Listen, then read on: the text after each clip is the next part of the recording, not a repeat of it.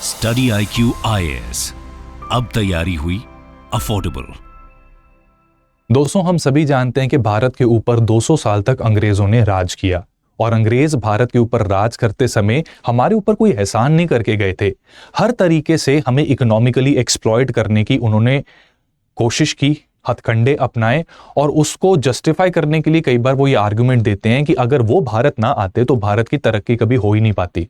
अगर इंडस्ट्रियलाइजेशन को कोई भारत में लाया है तो ब्रिटिश ये क्लेम करते हैं कि उनकी वजह से यहां आई है और इस आर्गुमेंट में वो इंडियन रेलवेज का हवाला देते हैं। इंडियन रेलवेज 1947 में लगभग 54,000 किलोमीटर्स का नेटवर्क था। इसको आज की डेट में वी शुड फील प्राउड कि हमने एक्सपैंड करते करते 1,32,310 किलोमीटर का नेटवर्क बना दिया, जो कि एशिया में one of the largest railway network है। और इसमें से भी 64,000 किलोमीटर्स को हम इलेक्ट्रीफाई कर चुके हैं, जिसके अपने बहुत सारे फायदे होते हैं। आप क्लियरली समझ सकते हैं कि इलेक्ट्रिफिकेशन की वजह से जो फ्यूल यूज होता है इंजन्स में, it is relatively clean fuel. Carbon emissions भी इस वजह से ट्रेन्स की कम होती हैं और जो हम समस्याएं फील कर रहे हैं आज के कलयुग के समय में, जहां पर क्लाइमेट चेंज और एयर पोल्यूशन बहुत ग्रेव कंसर्न्स हैं, वहां पर इलेक्ट्रिफिकेशन ऑफ रेलवे नेटवर्क एक बहुत वायबल ऑप्शन है, बहुत ही इंटरेस्टिंग ऑप्शन है, जिससे कि हम अपनी एमिशंस को रिड्यूस कर सकते हैं। लेकिन इन सब चीजों के बीच रेलवे ने, भारत के रेल मंत्रालय ने अपने आप को दिया है एक बहुत एम्बिशियस टारगेट। हमारा ऑब्जेक्टिव है कि 2030 आते आते हम बनना चाहते हैं net zero emitter. Net zero emitter का मतलब होता है कि जितना कार्बन हमारे एक्टिविटीज के जरिए प्रोड्यूस होता है, हम कुछ और ऑल्टरनेट्स फॉलो करें जिससे उतना ही कार्बन हम कैप्चर बैक कर लें। ठीक है, तो ऐसे में रेलवे ने जहां पर electrification of railway network possible नहीं है या पैसा बहुत ज्यादा लगेगा उसमें, उधर ऑल्टरनेट्स को ढूंढना स्टार्ट किया। और इन ऑल्टरनेट्स को ढूंढते हुए जो सबसे वायबल ऑप्शन नजर आ रहा है वो है हाइड्रोजन ट्रेन्स का। ये इमर्जिंग टेक्नोलॉजी है और भारत के विकास में एक बहुत अहम चैप्टर ये स्टार्ट करने जा रही है। सो अभी क्या होने वाला है कि दिसंबर 2024 में हरियाणा के जींद और सोनीपत में ये 90 किलोमीटर्स का एक छोटा सा रेलवे स्ट्रेच है, जहां पर भारतीय रेल मंत्रालय दे रहा है भारत को अपनी पहली हाइड्रोजन ट्रेन। राइट, सो क्या है इसके मायने, इससे क्या बदलाव आ सकते हैं और ये हाइड्रोजन ट्रेन काम कैसे करती है, आइए इस वीडियो में समझते हैं। लेकिन उससे पहले आप सभी को बता दूं कि अगर अभी तक आप मुझसे कनेक्टेड नहीं हैं और यूपीएससी की प्रिपरेशन कर रहे हैं तो टेलीग्राम पर CS लाइव ग्रुप _UPSC, यहां पर आप मेरे साथ कनेक्टेड रहें। इधर आपकी एग्जाम प्रिपरेशन, चाहे वो यूपीएससी हो, स्टेट सिविल्स हो या कोई दूसरा कॉम्पिटिटिव एग्जाम है जहां पर करंट अफेयर्स इंपॉर्टेंट हैं, तो उससे रिलेटेड मैं ढेर सारा कंटेंट मटेरियल आपको यहां पर शेयर करता रहता हूं absolutely free of cost. Along with that Instagram पर भी मेरे साथ कनेक्टेड रहें। hello.chandan sharma मेरे इंस्टाग्राम हैंडल का नाम है, जहां पर कनेक्टेड रहकर आप ढेर सारी वैल्यूएबल इंफॉर्मेशन को रील्स की फॉर्म में अपने एग्जाम पॉइंट ऑफ व्यू से पढ़ सकते हैं, प्रिपेयर कर सकते हैं।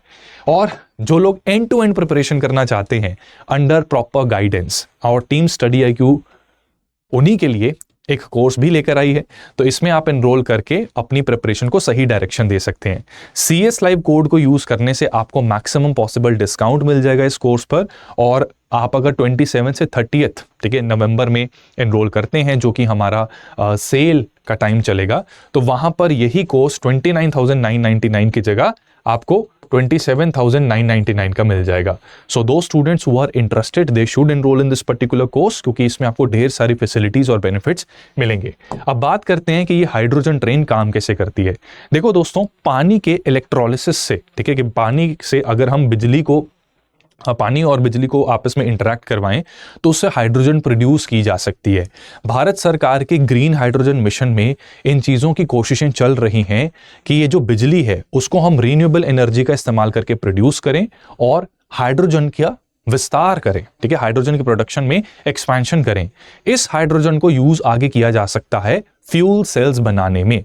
जैसे आप अपने टीवी के रिमोट के सेल देखते हैं, उसमें क्या होता है, उसके इंटरनली एक केमिकल रिएक्शन चल रहा होता है, जिससे कि उसकी एक साइड पॉजिटिव एक साइड नेगेटिव होती है। और अगर इन दोनों को यूज करते हुए कोई डिवाइस हम इसके साथ अटैच करें तो उससे सर्किट कंप्लीट होने से क्या होता है, इलेक्ट्रॉन्स फ्लो करते हैं और इलेक्ट्रॉन्स के फ्लो करने से वो एक पर्टिकुलर इलेक्ट्रॉनिक डिवाइस काम करता है। जैसे घड़ी के सेल में क्या होता है कि घड़ी की मोटर के दो छोर हैं, उन दो छोर को एनोड और कैथोड के साथ अटैच कर दिया जाता है। इलेक्ट्रॉन्स की मूवमेंट के जरिए वो घड़ी की मोटर घूमती है और उससे हमारी घड़ियां काम करती हैं। बिल्कुल इसी तरह हाइड्रोजन फ्यूल सेल भी काम करता है। एनोड पे होता है हाइड्रोजन, कैथोड पे दिया जाता है ऑक्सीजन को, और इन दोनों में एक इलेक्ट्रोलाइट सॉल्यूशन इन दोनों को सेपरेट करता है ताकि उसमें सिलेक्टिव मटेरियल ही ट्रांसफर कर सके। इसमें होता यह है कि एटमॉस्फेयर से ही ऑक्सीजन को सक इन किया जाता है और रिएक्शन को एक्टिवेट करने के लिए प्लैटिनम को यूज किया जाता है एज अ कैटलिस्ट। प्लैटिनम को जब हाइड्रोजन में इंट्रोड्यूस करते हैं हम, तो उससे क्या होता है कि हाइड्रोजन का जो एटम है, मॉलिक्यूल है, वो ब्रेक डाउन हो जाता है। ब्रेक डाउन होने से वो बनाता है प्रोटॉन्स एंड इलेक्ट्रॉन्स। जहां पर प्रोटॉन्स जो हैं वो इलेक्ट्रोलाइट सॉल्यूशन से पास होकर ऑक्सीजन तक पहुंच जाते हैं, और जो इलेक्ट्रॉन्स हैं उनको एक एक्सटर्नल सर्किट के जरिए ऑक्सीजन तक पहुंचाया जा सकता है, और इस रिएक्शन से फाइनल बाय प्रोडक्ट सिर्फ और सिर्फ वाटर वेपर्स बनेंगे। और इलेक्ट्रॉन का जो फ्लो हो रहा है एक्सटर्नली, उसके साथ अगर हम कोई मोटर कनेक्ट कर दें तो उस मोटर को पावर दी जा सकती है। ठीक है, तो ये जो हाइड्रोजन फ्यूल सेल्स हैं, इन्हें इलेक्ट्रिक मोटर के साथ कनेक्ट करके हम रेलवे इंजन को पावर कर सकते हैं। ठीक है, जो इलेक्ट्रिक लाइंस होती हैं वो भी इसी प्रिंसिपल पे चलती हैं, बस फर्क इतना है कि वो जो बिजली खींच रही हैं वो ओवरहेड लाइन से खींच रही हैं। यहां पर हाइड्रोजन फ्यूल सेल वो आपको बिजली दे रहा है जिससे कि आप अपने इंजन को आगे लेके जा सकते हैं। और क्योंकि बाय प्रोडक्ट सिर्फ और सिर्फ वाटर वेपर है, इसलिए यहां से कोई ग्रीन हाउस गैस एमिशन नहीं, कोई पोल्यूशन नहीं, बहुत ही क्वाइट एनर्जी प्रोडक्शन होती है, एंड एफिशिएंसी भी इस प्रोसेस से काफी ज्यादा होती है। अब सवाल यहां पर यह बनता है कि इतनी एडवांस टेक्नोलॉजी अगर हम यूज कर रहे हैं ऐसे इंजन्स को बनाने के लिए, अपनी एमिशंस को कम करने के लिए, तो हम जींद सोनीपत के रेलवे रूट का क्यों इस्तेमाल कर रहे हैं? ऐसी टेक्नोलॉजी तो दिल्ली अमृतसर या दिल्ली मुंबई जैसे जो बिजी ट्रेन रूट्स हैं उन पर यूज होनी चाहिए। तो इसके पीछे देखो दोस्तों एक कारण है। कारण यह है कि जींद और सोनीपत का जो रेलवे रूट है, यहां पर रेल ट्रैफिक काफी कम रहती है। तो अगर किसी रीजन से टेस्ट करने के टाइम पर, क्योंकि यहां पर जो फर्स्ट हाइड्रोजन ट्रेन है इसकी टेस्टिंग हो रही है, तो टेस्ट करते समय अगर कुछ दिक्कत होती भी है तो ऐसा नहीं होगा कि उस रूट के ऊपर चलने वाली बाकी सभी ट्रेन का शेड्यूल खराब होगा। दूसरी बात, जींद सोनीपत जो रेलवे रूट है ये इलेक्ट्रिफाइड नहीं है, यानी कि इलेक्ट्रिक इंजन यहां पर प्रॉपर्ली काम नहीं कर सकते। ठीक है, तो rather than using a diesel locomotive it will make sense for us कि हम हाइड्रोजन ट्रेन्स को यहां पर यूज कर सकें। तो ये दो फैक्टर्स जींद सोनीपत को यूज करने के लिए काफी ज्यादा कारगर साबित हो रहे हैं। प्लस ये रूट जो है दिल्ली की काफी क्लोज प्रॉक्सिमिटी में है, तो रेल मंत्रालय की खास नजर इस प्रोजेक्ट को मॉनिटर करने पे भी लग सकती है। अब हाइड्रोजन ट्रेन्स जब रोल आउट कर दी जाएंगी तो उसके होंगे कई सारे बेनिफिट्स, हमें बहुत सारे फायदे इसके मिलेंगे। सबसे पहले तो आप क्लियरली देख सकते हैं कि क्योंकि बाय प्रोडक्ट सिर्फ और सिर्फ वाटर वेपर है, तो उसमें हम देख सकते हैं कि कोई कार्बन एमिशन है ही नहीं, तो ग्रीन हाउस गैसेस की एमिशन बहुत कम होगी। यहां तक कि अगर हमने हाइड्रोजन को प्रोड्यूस करने के लिए पानी को इलेक्ट्रोलिसिस अगर उसका करवाना है, उसमें बिजली जो यूज करनी है वो रीन्यूएबल एनर्जी अगर यूज हम कर लें तो कार्बन एमिशंस और डिप कर जाएंगी। ठीक है, इस तरह से प्रोड्यूस होने वाली हाइड्रोजन को ग्रीन हाइड्रोजन कहा जाता है, and already there is a national green hydrogen mission rolled out by the government. Right, इसी के साथ साथ कॉस्ट इफेक्टिव भी रहेंगी, एनर्जी एफिशिएंट भी रहेंगी, एंड नॉन इलेक्ट्रिफाइड रूट्स जिनको इलेक्ट्रीफाई करने में बहुत ज्यादा पैसा खर्च हो जाएगा सरकार का, उसे बचाया जा सकता है। हमने 1,32,310 किलोमीटर के रेल नेटवर्क में से सिर्फ 64,000 किलोमीटर का रेल नेटवर्क ही है जिसको क्या कर रखा है, इलेक्ट्रीफाई कर रखा है। तो रिमेनिंग नेटवर्क को इलेक्ट्रीफाई करने के लिए इतना पैसा खर्च करना पड़ेगा कि उससे ज्यादा वायबल ऑप्शन है कि हम हाइड्रोजन ट्रेन्स का इस्तेमाल करें, क्योंकि एक हाइड्रोजन ट्रेन को बनाने में 80 करोड़ की लागत आएगी और हाइड्रोजन को प्रोड्यूस करने के लिए 70 करोड़ की एडिशनल कॉस्ट आएगी। ठीक है, तो 150 करोड़ में ये हम एक ट्रेन बना सकते हैं। अब इसमें आपको इंटरेस्टिंग आंकड़ा बताता हूं। ये आंकड़ा 2010 से 2011 वाले फाइनेंशियल ईयर का है, जिसमें राजधानी एक्सप्रेस जो दिल्ली से मुंबई चलने वाली है उसका एनुअल रेवेन्यू हमें पता लगता है। एक साइड से अपनी सर्विसेज देने के बदले इन्हें 63 करोड़ का फायदा होता था in the form of revenues in the year 2010 to 11। आज की डेट में इससे ज्यादा है। तो हम क्लियरली ये देख सकते हैं कि एक ट्रेन को बनाने में जो खर्चा आएगा उसे विद इन 2 इयर्स रिकवर किया जा सकता है, और उसके बाद एमिशंस तो कम होंगी ही, प्रॉफिट भी बढ़ेगा, और जो इलेक्ट्रिफिकेशन की वजह से जो खर्चा होना था वो भी बच गया। और ऐसा नहीं कि इलेक्ट्रिफिकेशन बनाने के बाद आपको कुछ नहीं करना पड़ेगा, उसकी मेंटेनेंस पर भी खर्चा लगता है। तो दोनों हाथों में बेसिकली हमारे क्या है, लड्डू हैं। इसी के चलते, इसी चीज को एक्नॉलेज करते हुए रेलवे ने यह प्लान किया है कि वो 35 हाइड्रोजन पावर ट्रेन्स को अगले साल इंट्रोड्यूस करने वाले हैं।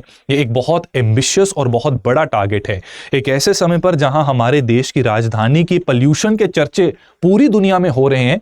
वहां पर इस तरह का स्टेप लेना is in the right direction, क्योंकि pollution, green house gas emissions जैसी प्रॉब्लम्स को एड्रेस करने का यही तरीका है कि हम अपने फॉसिल फ्यूल्स के ऊपर डिपेंडेंस को कम करें, जिसमें हाइड्रोजन पावर्ड ट्रेन्स एक बहुत इंपॉर्टेंट रोल प्ले करेंगी। राइट, इसी के साथ साथ इंटरनेशनल पार्टनर्स के साथ वर्क किया जा रहा है ताकि हाइड्रोजन की प्रोडक्शन और उसकी स्टोरेज फैसिलिटीज के ऊपर हम अच्छे से काम कर सके। क्योंकि देखो, ट्रेन के बहुत फायदे हैं, लेकिन हाइड्रोजन की समस्या यह है कि ये एक एक्सप्लोसिव सब्सटेंस है, विस्फोटक सब्सटेंस है ये।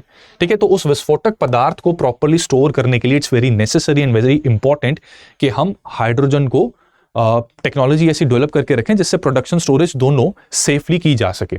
ठीक है, अब इस प्रोसेस में जर्मनी एंड चाइना ने ऑलरेडी अपनी हाइड्रोजन ट्रेन्स को अडॉप्ट कर लिया है और इनकी रेल नेटवर्क के ऊपर हाइड्रोजन ट्रेन्स दौड़ रही हैं। भारत इसमें अभी एंटर हो रहा है, लेकिन बहुत जल्द पूरी उम्मीद की जा रही है कि इस क्लीन ट्रांसपोर्टेशन की रेस में भारत इन दोनों कंट्रीज को सुपरसीड कर लेगा। जिस पेस पर इंडियन रेलवे चल रही है उसमें clearly India is going to supersede, क्योंकि इंडिया में पोटेंशियल काफी है, हमारा रेल नेटवर्क बहुत ज्यादा है और रेलवे का डिपार्टमेंट भी बहुत बड़ा है and quite a profitable department as such. Right, तो यहां पर हमें फायदा क्लियरली होने वाला है। तो ये जो हाइड्रोजन पावर ट्रेन्स हैं, इसमें फॉसिल फ्यूल्स की डिपेंडेंस हमारी कम होगी, क्लाइमेट चेंज में हमारी कंट्रीब्यूशन काफी अच्छी रहेगी, ग्रीन एनर्जी की तरफ ये एक बहुत अहम कदम है। और सबसे बड़ी बात हम सब जानते हैं कि इस वक्त पूरी दुनिया में दो ग्रुप्स बने पड़े हैं, डेवलप्ड कंट्रीज के और डेवलपिंग कंट्रीज के। दोनों ग्रुप्स को एक साथ आने की जरूरत है क्लाइमेट चेंज जैसी प्रॉब्लम को एड्रेस करने के लिए। लेकिन प्रॉब्लम यहीं पर आ जाती है कि डेवलप्ड कंट्रीज वो टेक्नोलॉजीज और फाइनेंसेस डेवलपिंग कंट्रीज को नहीं देते जिससे कि ये ट्रांजिशन की जा सके, जिससे डेवलपिंग कंट्रीज फॉसिल फ्यूल से हटकर रीन्यूएबल्स के ऊपर आगे बढ़ सकें। लेकिन ये जो हम डेवलपमेंट अभी करने जा रहे हैं हाइड्रोजन ट्रेन में, ये क्लियरली ये दर्शाता है कि भारत टेक्नोलॉजी के मामले में आत्मनिर्भर होने की कगार पर है, आत्मनिर्भर बनता जा रहा है। और हमारी ये टेक्नोलॉजी अगर सक्सेसफुल हो गई तो there is a very high chance, very high probability कि हम इस टेक्नोलॉजी को दूसरे देशों तक भी पहुंचा सकते हैं। Definitely we are going to charge some premium in exchange for giving that technology, और वो भी हमारी देश के जीडीपी, देश के आर्थिक विकास में भी कॉन्ट्रीब्यूट करेगा। राइट, सो हर लिहाज से भारत एक इमर्जिंग पावर है और एक इमर्जिंग पावर को होने के नाते ऐसी डेवलपमेंट्स करने से वो अपने आप को लगातार हर दिन प्रूव भी करता जा रहा है। उम्मीद करता हूं दोस्तों कि आपको ये वीडियो इंफॉर्मेटिव लगा। चैनल को जरूर सब्सक्राइब कीजिएगा एंड यूपीएससी की प्रिपरेशन के लिए CS Live Group _UPSC Telegram पर ज्वाइन कीजिएगा। एंड अगर स्टडी IQ के कोर्सेज लेने हैं तो use the code CS Live to get maximum possible discount. जल्दी मिलते हैं अगले वीडियो में अगले मुद्दे के साथ। Till then take care, stay blessed, thank you so much. Study IQ IAS, अब तैयारी हुई अफोर्डेबल।